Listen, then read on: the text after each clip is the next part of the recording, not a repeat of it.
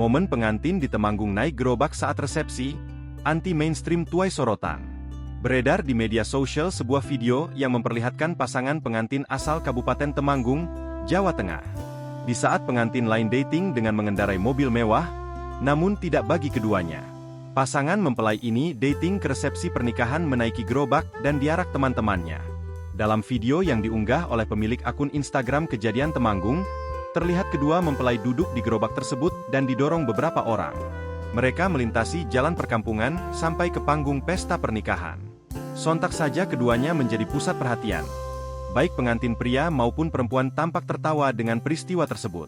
Dilansir dari tribunjateng.com, pasangan tersebut ialah Lutfi Imam Baihahi dan Harisma Nur Setiawati adalah pasangan yang berbahagia itu.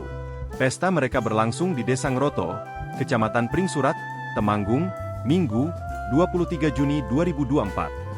Itu, gerobak, kejutan dari Karang Taruna, setempat. Saya nggak menyangka juga viral di media sosial.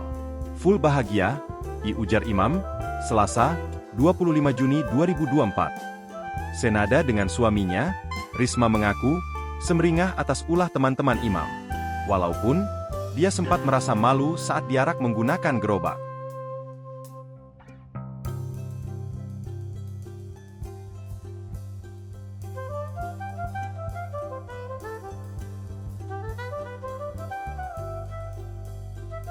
Download Tribun X sekarang, menghadirkan lokal menjadi Indonesia.